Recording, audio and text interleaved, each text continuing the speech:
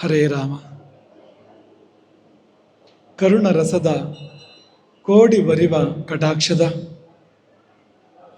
ಪರತತ್ವ ವರೂಪ ವಾಲಾಪದ ವರ ಪುಣ್ಯಮಯ ಶರೀರದ ನಿರಾಭಾರಿ ಗುರುವಿರಲಿ ಎನ್ನ ಮಾನಸದಿ. ಆ ಸದ್ಗುರುವಿರಲಿ ಎಲ್ಲರ ಮಾನಸದಿ.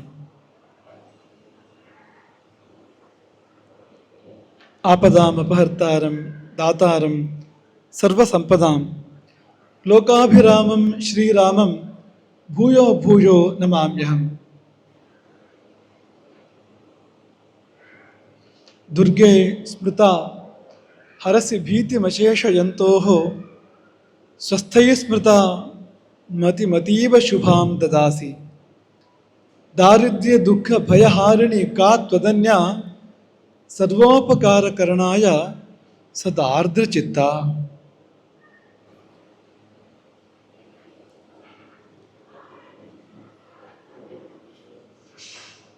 ಮೊತ್ತ ಮೊದಲು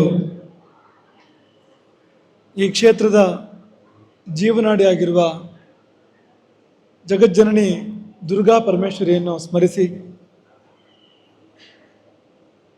ದುರ್ಗಾ ಪರಮೇಶ್ವರಿಯ ಪಾರ್ಶ್ವದಲ್ಲಿಯೇ ತನ್ನ ಸಾನ್ನಿಧ್ಯವನ್ನು ಕೊಟ್ಟಿರತಕ್ಕಂಥ ನಾಗದೇವತೆಯನ್ನು ಕೂಡ ನೆನೆಸಿ, ಇಲ್ಲಿ ಸೇರಿದ ಎಲ್ಲರನ್ನು ಹರಿಸಿ ಆಶೀರ್ವಾದದ ಕೆಲವಾರು ಮಾತುಗಳನ್ನು ಆಡಬಯಸ್ತೇವೆ. ಈ ಹಿಂದೆಯೇ ನೆನಪಿಸಿಕೊಂಡಂತೆ ಈ ಕ್ಷೇತ್ರದ ಹೆಸರೇ ಅದ್ಭುತ, ಬೆಳಕೇ ಕ್ಷೇತ್ರ ಅಂತ.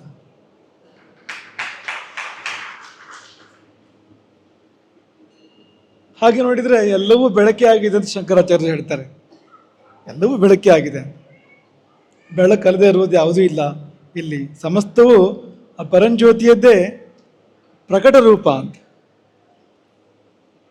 ಬೆಳಕೆ ವಿಷ್ಣುವಾಯಿತು, ಬೆಳಕೆ ಶಿವನಾಯಿತು, ಬೆಳಕೆ ಬ್ರಹ್ಮನಾಯಿತು, ಬೆಳಕೆ ದುರ್ಗೆ ಆಯಿತು, ಗಣಪತಿ ಆಯಿತು, ಬೆಳಕೆ ಗೋಮಾತೆಯಾಯಿತು, ಗಂಗೆ ಆಯಿತು, ತುಳಸಿ ಆಯಿತು, ಅಶ್ವತ್ಥ ಆಯಿತು, ಬೆಳಕೆ ಗುರುವಾಯಿತು, ಮಠ ಆಯಿತು. ಅದೇ ಬೆಳಕೆ ಇಲ್ಲಿ ಬೆಳಕೆ ಕ್ಷೇತ್ರವಾಗಿ ಪ್ರಕಟಗೊಂಡಿದೆ, ಅಭಿವ್ಯಕ್ತವಾಗಿದೆ ಎಂಬುದಾಗಿ ನಾವು ನೆನಪಿಸ್ಕೊಳ್ತೇವೆ. ಇದೆಲ್ಲ ಆ ಬೆಳಕು, ಯಾವ ಬೆಳಕು ನಮ್ಮ ಒಳಗೆ ಬೆಳಗಿ ನಮ್ಮ ಬದುಕನ್ನು ನಾವು ಮುನ್ನಡೆಸಲಿಕ್ಕೆ ಸಹಾಯ ಮಾಡ್ತದೆಯೋ ಅಂತಹ ಒಳೆ ಬೆಳಕು ಅಥವಾ ಪರಮಾತ್ಮ ರೂಪದ ಬೆಳಕಿನ ಅಭಿವ್ಯಕ್ತಿ, ಅದನ್ನು ಸೇರಲಿಕ್ಕೆ ಸಹಾಯ ಮಾಡುವಂಥದ್ದೆಲ್ಲವೂ ಕೂಡ ಪರಮಾತ್ಮ ಸ್ವರೂಪ ಎಂಬುದನ್ನು ನೆನಪಿಸಿಕೊಂಡು ಈ ದುರ್ಗಾ ಪರಮೇಶ್ವರಿ ಮತ್ತು ನಾಗದೇವತೆ ಅಂಥ ಶುಭಾಶೀರ್ವಾದವನ್ನು ಇಲ್ಲಿ ಯಾರು ಬಂದು ಕಾಲಿಡ್ತಾರೋ ಈ ಕ್ಷೇತ್ರಕ್ಕೆ ಅವರಿಗೆ ಅಂಥ ನೆಮ್ಮದಿಯನ್ನು ಕರುಣಿಸಲಿ ಎಂಬುದಾಗಿ ಮೊದಲಾಗಿ ನಾವು ಹಾರೈಸ್ತೇವೆ. ಈ ಬೆಳಕೆ ಕ್ಷೇತ್ರ ಮಹಾಸಭೆಯವರಿಗೆ ಬಂದ ಕಥೆಯನ್ನು ಶಬ್ದಗಳಲ್ಲಿ 4-5 ಶಬ್ದಗಳಲ್ಲಿ ಹೇಳೋದಾದರೆ, ಒಬ್ಬರು ಬಿಲ್ಲವರು, 3 ಬಲ್ಲವರು, 1 ಮಠ, 1 ಮಹಾಸಭೆ, ಇಷ್ಟು ಸೇರಿ ಈ ಕಾರ್ಯಕ್ರಮ ಸಂಪೂರ್ಣ ಸಂಪನ್ನಗೊಂಡಿದೆ. ಒಬ್ಬರು ಬಿಲ್ಲವರು ಅಂದರೆ ಮಂಜುನಾಥ ಬಿಲ್ಲವರು, ಅವರು ಈ ಸ್ಥಳವನ್ನು ಕೊಟ್ಟವರು. 3 ಬಲ್ಲವರು ಅಂದರೆ ಅದರಲ್ಲಿ ಒಬ್ಬರು ನಮ್ಮ ರಾಜಶೇಖರ ಹೆಬ್ಬಾರರು, ಮೊದಲ ಕೊಂಡಿ, ಮುಂದಿನ ಕೊಂಡದ ಕುಳಿ ರಾಮಚಂದ್ರ ಹೆಗಡೆ ಅವರು. ಯದ್ಯಪಿ ಅವರು ಹೇಳಿದ್ದಾರೆ ನಾನು ಅಸಂಬದ್ಧ ಪ್ರಲಾಪಿ, ಅಜ್ಞ ನಾನು ಎಂಬುದಾಗಿ ಹೇಳಿದ್ದಾರೆ. ಆದರೆ ಅದಕ್ಕೆ ಎಲ್ಲಿ ಮತ ಬೀಳಲಿಕ್ಕಿಲ್ಲ ಅಂತ ನಮ್ಮ ಅಭಿಪ್ರಾಯ. ಇದನ್ನು ಮತಕ್ಕೆ ಹಾಕಿದರೆ ಒಂದು ಮತವೂ ಕೂಡ ಅವರ ಒಂದು ಮತ ಒಂದು ಹಾಗೂ ಹೀಗೂ ಬೀಳ್ತದೋ ಇಲ್ವಂತ, ಮತ್ತೆ ಯಾರ ಮತವೂ ಕೂಡ ಬೀಳಲಿಕ್ಕಿಲ್ಲ ಅಂತ. ಹಾಗೆ ಕೊಂಡದ ಕುಳಿ ರಾಮಚಂದ್ರ ಹೆಗಡೆ ಅವರು, ಮೋಹನ್ ಹೆಗಡೆ, ಈ 3 ಬಲ್ಲವರು. ಆಮೇಲೆ ಅದು ಮಠದ ಸನ್ನಿಧಿಗೆ ಬಂದು ಇಲ್ಲಿಂದ ಪ್ರಸಾದ ರೂಪವಾಗಿ ಮಹಾಸಭಕ್ಕೆ ಅದು ಹೋಗಿದ್ದು ದೈವ ಸಂಕಲ್ಪವನ್ನು ತೋರಿಸ್ತದೆ ಅಂತ. ದೈವ ಸಂಕಲ್ಪ ಹೇಗಿರ್ತದೆ ಅಂತ, ಎಲ್ಲಿಂದ ಎಲ್ಲಿಗೆ ಹೇಗೆ ಹೋಗ್ತದೆ ಅದು. ಮಂಜುನಾಥ ಬಿಲ್ಲವರಿಗೆ ಬರಬಾರದ ಕಷ್ಟ ಬಂತು, ಬಹಳ ದೊಡ್ಡ ಕಷ್ಟ ಬಂತು ಪಾಪ ಅವರಿಗೆ. ಹಾಗಾಗಿ ಇದನ್ನು ನಾವು ಮಹಾಸಭಾಕ್ಕೆ ಕೊಡುವಾಗ ಅಥವಾ ಕೊಡಿಸುವಾಗ ಅಥವಾ ಅವರು ನಮ್ಮ ಬಳಿಗೆ ಬಂದಾಗ ನಮ್ಮ ಮನಸ್ಸಿನಲ್ಲಿದ್ದ 2 ಸಂಗತಿಗಳು. ಒಂದು, ಅವರ ಕಷ್ಟ ಪರಿಹಾರ ಆಗಬೇಕು. ಇನ್ನೊಂದು, ಕ್ಷೇತ್ರ ಅಭ್ಯುದಯ ಆಗಬೇಕು. ತುಂಬ ಸಮಾಧಾನ ಇವತ್ತೇನು ಅಂದರೆ, ಈಗ ತಾನೇ ಮೋಹನ್ ಹೆಗಡೆ ಮೂಲಕ ಮಂಜುನಾಥ್ ಬಿಲ್ಲವರ ಸಂದೇಶ ಬಂದಿದೆ. ನನ್ನ ಕಷ್ಟ ಪರಿಹಾರ ಆಗಿದೆ, ನನಗೆ ಒಳ್ಳೇದಾಗ್ತಾ ಇದೆ ಅನ್ನೋ ಸಂದೇಶ ಅವ್ರ ಕಡೆಯಿಂದ ಬಂದಿದೆ. ಈ ಕ್ಷೇತ್ರ ಹಸ್ತಾಂತರದ ಸಮಯದಲ್ಲಿ ಅವರು ನಮ್ಮನ್ನು ಭೇಟಿ ಮಾಡಿ ತಮ್ಮೆಲ್ಲ ಕಷ್ಟವನ್ನು ತೋಡ್ಕೊಂಡಿದ್ದನ್ನು ನೆನಪು ಮಾಡಿಕೊಡುತ್ತೆ ನಾವು. ಹಾಗಾಗಿ ಅವರ ಕಷ್ಟ ಪರಿಹಾರ ಆಯಿತು ಅಂದರೆ ಅರ್ಧ ಕೆಲಸ ಆಯ್ತು. ಅವ್ರು ನಮ್ಮಲ್ಲಿ ಬಂದಾಗ ಏನಿತ್ತು ನಮ್ಮ ಹೃದಯದಲ್ಲಿ ಅರ್ಧ ಕೆಲಸ ಆಯ್ತು. ಇನ್ನರ್ಧ ಈ ಕ್ಷೇತ್ರ ಅಭಿವೃದ್ಧಿ ಆಗಬೇಕು ಅಂತ, ಅದು ಕೂಡ ಆಗ್ತಾ ಇದೆ. ಇವತ್ತು ಇಲ್ಲಿಯ ವಾತಾವರಣ ನೋಡಿದ್ರೆ ತುಂಬಾ ತುಂಬಾ ಸಂತೋಷ ಅಂತ ಅನಿಸ್ತಿದೆ.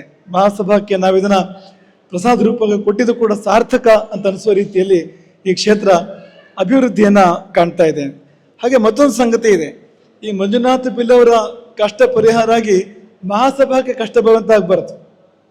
ಈ ಕ್ಷೇತ್ರವನ್ನು ತಗೊಂಡಾಗ ಮಹಾಸಭಾ ಅವರಿಗೆ ಕಷ್ಟ ಬರುವಂತೆ ಆಗ್ಬಾರ್ದು. ಅದೇ ಈ ಪ್ರಶಾಂತ್ ಹೇಳಿದ್ದು ಆ ಸಮಯದಲ್ಲಿ ಅಂತ. ಏನು ದೋಷ ಇದ್ರೂ ಕೂಡ ಪರಿಹಾರ ಆಗಬೇಕು ಗುರುಗಳೇ, ಮಹಾಸಭಾಕ್ಕೆ ಬರಬಾರದು ಎಂಬುದಾಗಿ ಅವರ ಪ್ರಾರ್ಥನೆ ಇತ್ತು. ಈಗ ಇಷ್ಟು ಸಮಯದ ಅನುಭವದಲ್ಲಿ ಮಹಾಸಭಾಕ್ಕೆ ಯಾವ ಬಿಸಿಯೂ ತಟ್ಟಿಲ್ಲ, ಯಾವ ತೊಂದರೆಯೂ ಕೂಡ ಆಗಿಲ್ಲ. ಹಾಗಾಗಿ ಆ ಕಷ್ಟ ಅಲ್ಲಿಯೂ ನಿಲ್ಲದೆ ಎಲ್ಲಿಗೂ ಬಾರದೆ ದುರ್ಗಾ ಪರಮೇಶ್ವರಿಯ ಪಾದವನ್ನು ಸೇರಿ ಪರಿಹಾರ ಆಗಿದೆ ಎಂಬುದಾಗಿ ನಾವು ಈ ಸಮಯದಲ್ಲಿ ಭಾವಿಸ್ತೇವೆ. ಒಂದು ಬಹಳ ಒಳ್ಳೆಯ ಮಾತನ್ನ ಅಧ್ಯಕ್ಷರು ನಮ್ಮ ಗಿರಿಧರ ಕಜೆ ಅವರು ಹೇಳಿದರು. ಈ ಕ್ಷೇತ್ರಕ್ಕೆ ಅನೇಕ ಬಗೆಯ ಪ್ರಯೋಜನಗಳಿದೆ. ಅದರಲ್ಲಿ ಒಂದು ಪ್ರಯೋಜನ ಉಲ್ಲೇಖ ಮಾಡಿದ್ದು, ಅವರು ಯಾರು ಗೋಕರ್ಣ ಕ್ಷೇತ್ರಕ್ಕೆ ಅಶೋಕೆಯ ರಾಮಚಂದ್ರಾಪುರ ಮಠಕ್ಕೆ ಯಾತ್ರೆ ಮಾಡ್ತಾರೋ ಅವರಿಗೆ ನಡುವಿನಲ್ಲಿ ನಿಲ್ದಾಣವಾಗಿ ಇದು ಮಾರ್ಪಡ್ಲಿ, ಒಂದು ಯಾನ ತಾಣವಾಗಿ ಇದು ಮಾರ್ಪಡ್ಲಿ, ಅದಕ್ಕೋಸ್ಕರವಾಗಿ ಕೆಲವು ಪ್ರಕೋಷ್ಠಗಳನ್ನ ಕಟ್ಟಿಸ್ತಾ ಇದ್ದೇವೆ ಎಂಬ ಮಾತನ್ನು ಅವ್ರು ಹೇಳಿದರು. ನಿಜವಾಗಿ ಆ ಕಡೆಯಿಂದ ಕಾಸರಗೋಡು, ಪುತ್ತೂರು ಅಥವಾ ವಿಟ್ಲ ಆ ಭಾಗದಿಂದ ಯಾರು ಮಠಕ್ಕೆ ಬರ್ತಾರೋ ಅವರಿಗೆ ಇದರ ಅಗತ್ಯ ತುಂಬ ಇದೆ. ಅವರು ಬೆಳಗಿನ ಜಾವ ಹೊರಡ್ತಾರೆ, ಸಾಮಾನ್ಯ 2 ಗಂಟೆ 3 ಗಂಟೆ 4 ಗಂಟೆ ಹೀಗೆಲ್ಲ ಹೊರಡ್ತಾರೆ. ನಿರಾಹಾರವಾಗಿ ಮನೆಯಿಂದ ಹೊರಡ್ತಾರೆ. ಸ್ನಾನವನ್ನು ಮಾಡಿ ಮನೆಯಿಂದ ಅವರು ಹೊರಟ್ರೆ ಮಠಕ್ಕೆ ಬರುವಾಗ ಅವರು 11 ಗಂಟೆ ಆಗ್ಬೋದು, 12 ಗಂಟೆ ಆಗ್ಬೋದು. ಈ ಮಧ್ಯದಲ್ಲಿ ಸರಿಯಾಗಿ ಮಧ್ಯದಲ್ಲಿ ಇದು ಸಿಗ್ತದೆ, ಯಾವುದು ಈ ನಮ್ಮ ಬೆಳಕೆ. ಹಾಗಾಗಿ ಅವರು ಅಶೋಕೆಯ ಬೆಳಕನ್ನು ತಲುಪುವ ಮೊದಲು ನಡುವಿನಲ್ಲಿ ಒಂದು ಬೆಳಕೆ ಇಲ್ಲಿ ಬಂದು ಅವರು ವಿಶ್ರಾಂತಿಯನ್ನು ಪಡೆದು, ವೈದ್ಯರು ಹೇಳಿದ ಹಾಗೆ ಅವರ ಬಾಯಾರಿಕೆ, ಅವರ ಹಸಿವು ಇಂಗಿಸಿಕೊಂಡು ಬಾಯಾರಿಕೆಯನ್ನು ತೀರಿಸಿಕೊಂಡು ಅವರು ಮುಂದಿನ ಪ್ರಯಾಣವನ್ನು ಬೆಳೆಸೋಕೆ ಸಾಧ್ಯ ಇದೆ. ಹಿಂದೆಲ್ಲ ಕಾಶಿ ರಾಮೇಶ್ವರ ಯಾತ್ರೆ ಮಾಡೋರಿಗೆ ನಡುವಿನಲ್ಲಿ ಒಂದು ವಿಶ್ರಾಂತಿ ಸ್ಥಾನಗಳನ್ನ ಕಟ್ಟುತ್ತಾ ಇದ್ರು, ಛತ್ರಗಳನ್ನ ಕಟ್ತಾ ಇದ್ರು. ಯಾಕೆಂದ್ರೆ ಅಲ್ಲಿ ಹೋಗುವವರು, ಆ ಯಾತ್ರೆ ಮಾಡುವವರು ಮಧ್ಯೆ ವಿಶ್ರಮಿಸಿ ಅವರು ಹೋಗಲಿ. ಆ ಕಾಶಿ ಯಾತ್ರೆ ಪುಣ್ಯದಲ್ಲಿ ಮಾಡಿದವರಿಗೆ ಒಂದು ಪಾಲು ಬರ್ತದೆ ಅಂತ, ಅದರಿಂದಲಾಗಿ.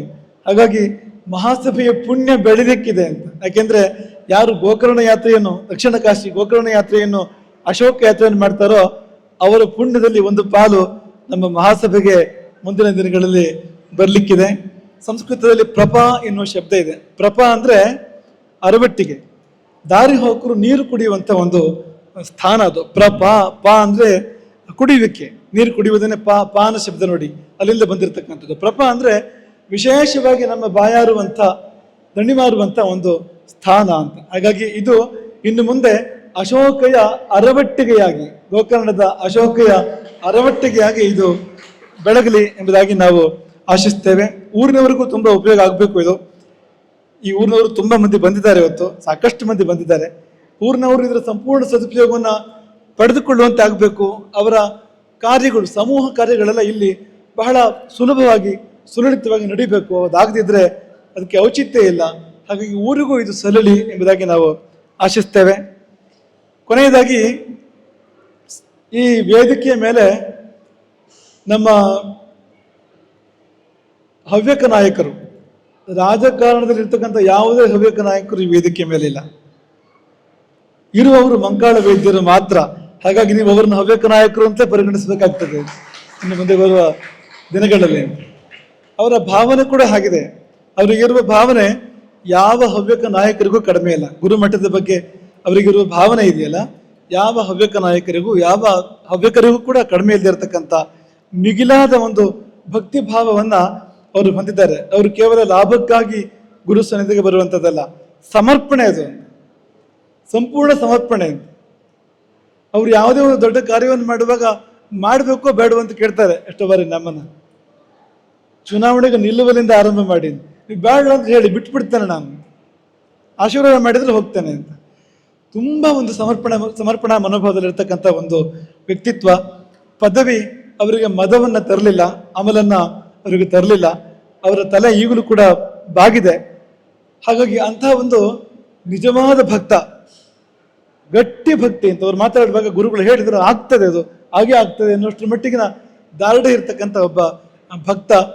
ಅವರು ಇಲ್ಲಿ ಇದ್ದಿದ್ದನ್ನು ನಾವು ವಿಶೇಷವಾಗಿ ಈ ಸಮಯದಲ್ಲಿ ಭಾವಿಸ್ಕೊಳ್ತೇವೆ. ನಾವು ಇನ್ನೊಂದ್ಸರಿ ಕೇಳಿದ್ವು, ಇದು ಎಲ್ಲಿಗೆ ಬರ್ತದೆ ಬೆಳಕೆ, ಇದು ಸ್ವಲ್ಪ ಗಡಿ ಆಗಿದೆ ಈ ಪ್ರದೇಶ, ಇದು ಎಲ್ಲಿಗೆ ಬರ್ತದೆ ಅಂತ. ನಮ್ಮ ಉದ್ದೇಶ ವೈದ್ಯರಿಗೆ ಬರ್ತದೋ ಇಲ್ವೋ ಅಂತ, ವೈದ್ಯರ ವ್ಯಾಪ್ತಿಗೆ ಬರ್ತದೋ ಇಲ್ಲವೋ ಕುತೂಹಲಕ್ಕೋಸ್ಕರ ಕೇಳಿರುವಂಥದ್ದು. ಅವ್ರು ಗಟ್ಟಿಯಾಗಿ ಹೇಳಿದ್ರು, ನನ್ನ ವ್ಯಾಪ್ತಿಗೆ ಬರ್ತದೆ ಇದು, ನಾನೇ ಇದ್ದೇನೆ, ಗುರುಗಳು ಏನು ಯೋಚನೆ ಮಾಡೋದು ಬೇಡ ಎಂಬುದಾಗಿ ವೈದ್ಯರು ಹೇಳಿದ್ರು. ಅದೊಂದು ದೊಡ್ಡ ಶಕ್ತಿ ಕ್ಷೇತ್ರಕ್ಕೂ ಕೂಡ, ವೈದ್ಯರು ಖಂಡಿತವಾಗಿ ಕೂಡ ದೊಡ್ಡ ಶಕ್ತಿ ಎಂಬುದಾಗಿ ಈ ಸಮಯದಲ್ಲಿ ನಾವು ನೆನಪಿಸಿಕೊಳ್ತೇವೆ. ವೈದ್ಯರೇ ಈ ಕ್ಷೇತ್ರ ಬೆಳೀಲಿ, ಊರಿನವರಿಗೂ ಕೂಡ ಇದರ ಉಪಯೋಗ, ಇದರ ಲಾಭ ಸಲ್ಲುವಂತೆ ಆಗಲಿ.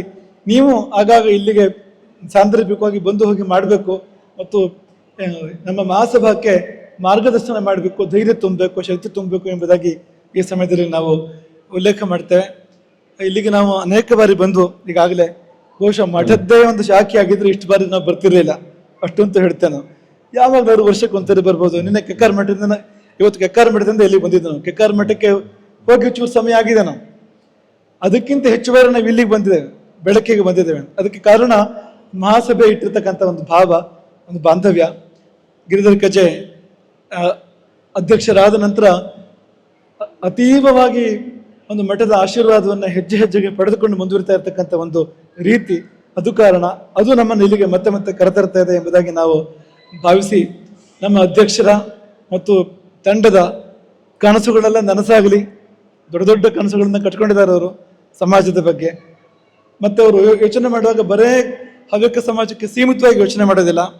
ಹವ್ಯಕ ಸಮ್ಮೇಳನ ಮಾಡಿದ್ರು ಕೂಡ ಎಲ್ಲರನ್ನು ಕೂಡ ಕರೀತಾರೆ, ಬೇರೆ ಬೇರೆ ಸಮಾಜದವ್ರನ್ನು ಕೂಡ ಕರೀತಾರೆ. ಅವರು ಬಂದು ನೋಡಲಿ, ಬಾಂಧವ್ಯ ಬೆಳಲಿ ಅನ್ನೋ ರೀತಿಯಲ್ಲಿ ಕನಸುಗಳೆಲ್ಲ ನನಸಾಗಲಿ, ಸಂಕಲ್ಪಗಳೆಲ್ಲ ಸಾಕಾರ ಆಗಲಿ ಎಂಬುದಾಗಿ ಈ ಸಮಯದಲ್ಲಿ ನಾವು ಆಶಿಸಿ, ಈ ಕ್ಷೇತ್ರ ಹೆಸರಿಗೆ ತಕ್ಕಂತೆ ಬೆಳಕೇ ಆಗಿ ಇದು ಮುಂದುವರಿಯುವಂತೆ, ನೂರಾರು ಸಾವಿರಾರು ಜನರ ಬದುಕಿಗೆ ಇದು ಬೆಳಕನ್ನು ಕೊಡುವಂತೆ ಆಗಲಿ ಎಂಬುದಾಗಿ ಕೂಡ ಆಶೀರ್ವದಿಸ್ತೇವೆ. ಎಲ್ಲರಿಗೂ, ಈ ಊರಿನವರಿಗೂ, ಮಹಾಸಭೆಗೂ, ಮಂಜುನಾಥ ಬೆಲ್ಲವರಿಗೂ ಮತ್ತು ಮೂಮೂರು ಬಲ್ಲವರಿಗೂ, ತ್ರಿಮೂರ್ತಿಗಳು ಅವ್ರು ಇಲ್ಲಿದ್ದರೆ ಇದಾಗ್ತಿರ್ಲಿಲ್ಲ ಅಂತ. ಅವರು ಕೊಂಡಿ ಸೇರಿ ರಾಜಶೇಖರ್ ಹೆಬ್ಬಾರರು, ನಮ್ಮ ಕೊಂಡದಕುಳಿ ರಾಮಚಂದ್ರ ಹೆಗಡೆ ಸಂಸ್ಥಾನಕ್ಕೆ ತುಂಬಾ ಪರಮಾತ್ಮೀಯ ಕಲಾವಿದ. ನಾವು ಬಹಳ ಕೊಂಡದಕುಳಿ ಹೇಳಿದಾಗೆ, ಕೊಂಡದಕುಳಿ ನಮ್ಮ ಮಾತನ್ನ ಅತ್ಯಂತ ಆಸ್ತಿ ಅಂತ ಖಂಡಿತ ಕೇಳೋದು ನಾವು ಬಲ್ಲವು ಅದನ್ನ. ಆದರೆ ಕೊಂಡದಕುಳಿ ಮಾತನಾಡುವಾಗ ನಾವು ಕೂಡ ತುಂಬಾ ಆಸ್ತಿ ಅಂತ ಕೇಳ್ತೇವೆ, ತುಂಬಾ ಗಮನ ಕೊಟ್ಟು ಕೇಳ್ತೇವೆ. ಏನಾದ್ರೂ ಒಂದು ಹೊಸ್ತಿರ್ತದೆ ಕೊಂಡದಕುಳಿ ಮಾತನಾಡುವಾಗ, ನಿನ್ನೆ ಮಾತಾಡಿದ್ದನ್ನ ಇವತ್ತು ಮಾತಾಡೋದಿಲ್ಲ ಅಂತ. ಕೆಲವು ದೊಡ್ಡ ದೊಡ್ಡ ಕಲಾವಿದರು ಅವರು ಕರ್ಣಪರ್ವದ ಕರ್ಣನ ಅರ್ಥವನ್ನ ಅವರು 100 ಬಾರಿ ಹೇಳಿದ್ರೆ 100 ಬಾರಿ ಅದೇ ಇರ್ತದೆ, ಏನು ವ್ಯತ್ಯಾಸ ಇರೋದಿಲ್ಲ. ಈ ಕೊಂಡದಕುಳಿ ಹಾಗಲ್ಲ, ನಿನ್ನೆ ಹೇಳಿದ ಅರ್ಥಕ್ಕೂ ಇವತ್ತು ಹೇಳಿದ ಅರ್ಥಕ್ಕೂ ಒಂದು ಸ್ವಲ್ಪ ಆದ್ರೂ ಕೂಡ ವ್ಯತ್ಯಾಸ ಇಲ್ದಿದ್ರೆ ಹೊಸತನ ತರದಿದ್ರೆ ಅದು ಕೊಂಡದಕುಳಿ ಅಲ್ಲ ಅದು. ಹಾಗಾಗಿ ನಾವು ಕೂಡ ತುಂಬಾ ಆಸಕ್ತಿಯಿಂದ ಕೊಂಡದಕುಳಿ ಮಾತನ್ನು ಯಾವಾಗಲೂ ಕೇಳ್ತೇವೆ. ತುಂಬಾ ಸುಂದರವಾಗಿ ಅವರು ಅಜ್ಞ ಮತ್ತು ಪ್ರಾಜ್ಞರ ಅಂತರವನ್ನ ನಿರೂಪಣೆ ಮಾಡಿದ್ರು. ಪ್ರಾಜ್ಞೆ ಹೋಗಿ ಎಲ್ಲಿ ಸೇರ್ತಾನೋ ಅಜ್ಞನು ಕೂಡ ಹೋಗಿ ಎಲ್ಲೇ ಸೇರಬಲ್ಲ. ಯಾವಾಗ ಅಂದ್ರೆ ಅಂತಃಕರಣ ಇದ್ದಾಗ ಅಂತ. ವ್ಯಾಕರಣ ಎಷ್ಟು ಮುಖ್ಯವೋ ಅಂತಃಕರಣ ಅದಕ್ಕಿಂತ ಹೆಚ್ಚು ಮುಖ್ಯ ಅಂತ. ಯಾಕೆಂದ್ರೆ ವ್ಯಾಕರಣ ಇಲ್ಲದಿದ್ದು ಆಗ್ತದೆ, ವೈಕುಂಠವನ್ನು ಸೇರ್ಬೋದು, ಅದು ಅಂತಃಕರಣ ಇಲ್ಲದಿದ್ರೆ ವೈಕುಂಠವನ್ನು ಸೇರ್ಲಿಕ್ಕೆ ಸಾಧ್ಯವೇ ಇಲ್ಲ. ಹಾಗಾಗಿ ಆ ಅಂತಃಕರಣದ ಪ್ರಾಮುಖ್ಯವನ್ನ ಅವರು ತಮ್ಮ ಕಥೆಯ ಮೂಲಕವಾಗಿ ತೆರೆದಿಟ್ರು. ನಾವು ತುಂಬಾ ಸಂತೋಷ ಪಡ್ತೇವೆ. ನಮ್ಮ ಕತೆ ಕೊಂಡದಕುಳಿ ಬಾಯಿ ಮೂಲಕ ಸಮಾಜವನ್ನು ಸೇರಿದ್ರೆ ನಾವು ಅಲ್ಲೆಲ್ಲ ಮುಟ್ಲಿಕ್ಕೆ ಆಗೋದಿಲ್ಲ. ಯಾವ ಜನರನ್ನ ಕೊಂಡದಕುಳಿ ಮುಟ್ಬೋದೋ ಆ ಜನರನ್ನ ನಾವು ಮುಟ್ಲಿಕ್ಕೆ ಸಾಧ್ಯ ಇಲ್ಲ. ಯಕ್ಷಗಾನ ಎಲ್ಲೆಲ್ಲ ತಲುಪಬಹುದು, ಅಲ್ಲಿಗೆಲ್ಲ ವೇದಾಂತ ತಲುಪಲಿಕ್ಕೆ ಸಾಧ್ಯ ಇಲ್ಲ. ಶೇಣಿ ಗೋಪಾಲಕೃಷ್ಣ ಭಟ್ರು ಈ ಮಾತನ್ನು ಯಾವಾಗಲೂ ಹೇಳ್ತಾ ಇದ್ರು. ದೊಡ್ಡ ಗುರುಗಳಿಗೆ ಶೇಣಿ ಗೋಪಾಲಕೃಷ್ಣ ಭಟ್ರು ಈ ಮಾತನ್ನು ಹೇಳಿದ್ರು ಅಂತ. ವೇದಾಂತವನ್ನ ಸಾಮಾನ್ಯ ಜನರಿಗೆ ತಲುಪಿಸೋದಾದ್ರೆ ಯಕ್ಷಗಾನದ ಮೂಲಕ ಸಾಧ್ಯ. ಅದು ಗುರುಗಳು ಆಶೀರ್ವಚನ ಮಾಡಿ ಅಲ್ಲಿವರೆಗೂ ಹೋಗೋದಿಲ್ಲ, ಅದು ಆ ತುದಿವರೆಗೂ ತಲುಪೋದಿಲ್ಲ ಅಂತ. ಹಾಗಾಗಿ ನಾವು ಬಹಳ ಸಂತೋಷ ಪಡ್ತೇವೆ. ನಮ್ಮ ವಿಚಾರಗಳು ನಿಮ್ಮ ಮೂಲಕ ಸಾಮಾನ್ಯ ಮನುಷ್ಯರಿಗೆ, ಕೊನೆಯ ಮನುಷ್ಯನಿಗೆ ತಲುಪಿದ್ರೆ ಅದಕ್ಕಿಂತ ಸಾರ್ಥಕತೆ, ಅದಕ್ಕಿಂತ ಸಂತೋಷ ಬೇರೆ ಏನೂ ಇಲ್ಲ ಎಂಬುದಾಗಿ ಈ ಸಮಯದಲ್ಲಿ ಭಾವಿಸಿಕೊಂಡು, ಈ 3 ಜನ ಮಧ್ಯೆ ಮಾಧ್ಯಮ ಆಗಿರ್ತಕ್ಕಂಥವ್ರು, ಆ 3ರನ್ನು ಕೂಡ ಆಶೀರ್ವದಿಸ್ತೇವೆ, ಮಹಾಸಭೆಯನ್ನು ಆಶೀರ್ವದಿಸ್ತೇವೆ. ಎಲ್ರಿಗೂ ಒಳ್ಳೇದಾಗ್ಲಿ. ಈ ಕ್ಷೇತ್ರ ನಾವು ಮೊದಲೇ ಹೇಳಿದಂತೆ ಎಲ್ಲರ ಬಹಳ ಬೆಳಕಾಗಲಿ, ಎಲ್ಲರಿಗೂ ಶ್ರೇಯಸ್ಸಾಗಲಿ ಅಂತ ಪುಣ್ಯ ಆಗ್ತದೆ. ಹರೇ ರಾಮ.